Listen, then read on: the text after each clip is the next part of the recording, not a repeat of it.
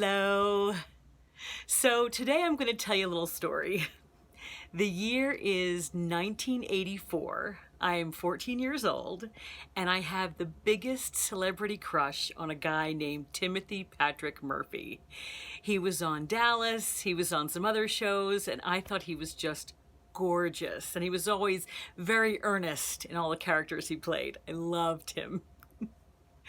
So that summer, we knew someone who worked at AM Philadelphia, which was the local talk show in the morning right near where I lived, outside Philadelphia. So every summer, my mom and I would go and watch a taping. So that summer we went, we watched whatever show they were doing, and about halfway through, they showed a promo coming up tomorrow on AM Philadelphia. Timothy Patrick Murphy. I was like, oh my gosh, no way, that's my guy. So I said to my mom, can we come back tomorrow? And she was like, well, let's ask. So we asked our friend, and he's like, sure, of course you can come back tomorrow.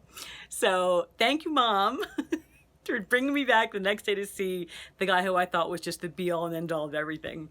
So we show up the next day, early, and there's this huge line of people outside the studio, which I've never seen before.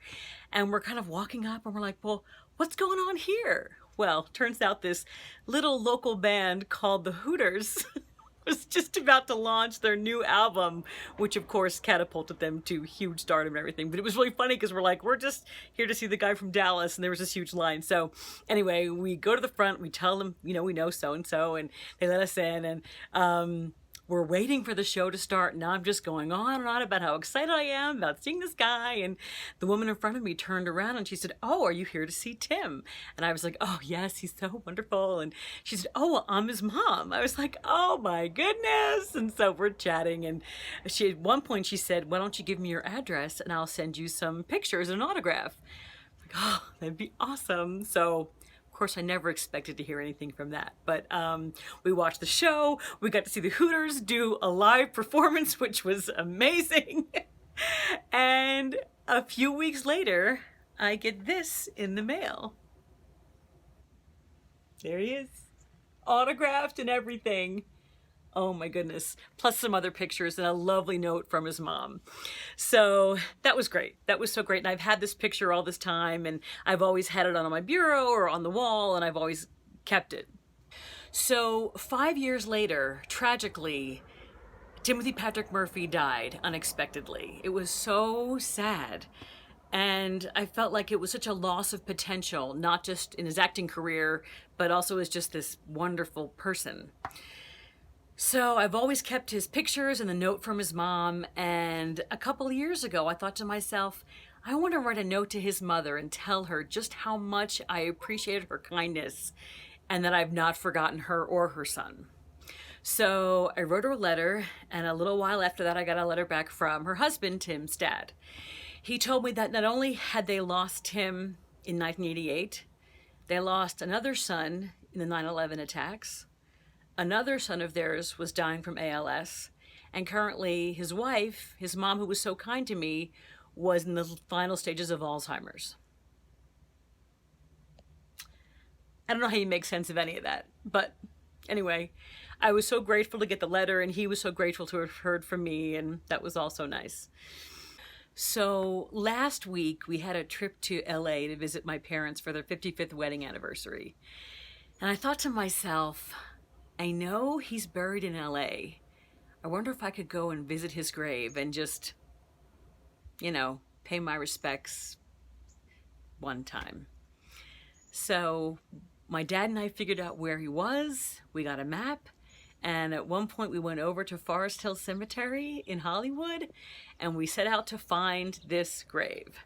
Now, if you've ever been to a cemetery with headstones, it's pretty easy to find somebody, but if it's just the flat plaques on the ground, it can be nearly impossible.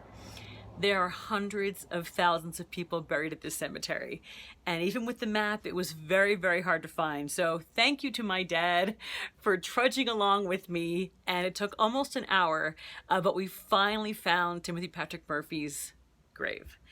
And it was really, really nice for me just to pay my respects, and I also really wanted to take a picture of me with the grave to send to his dad to tell him that after everything he's been through, I just wanted to let him know that his son is not forgotten and he is not forgotten.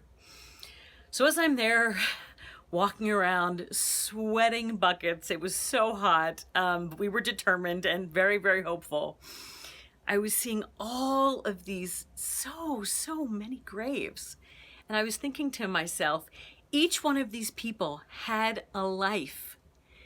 And every single one of these people would probably give anything to be up on top, walking around and sweating, rather than underneath where they were. So the point of this whole story, well, there's actually two things. Number one, be kind to each other, please. You never know what kind of lasting effect something kind you do for somebody will have. It could make all the difference, really, to them. And it could last for years. And the second thing is, choose happiness and enjoy your life now. Don't get mired down in all the nonsense. Truly. Life is so short, and I was just reminded of that with what I just saw. So make the choice to choose happiness in your life as much as you can. Be kind to one another. Thanks. See you next time.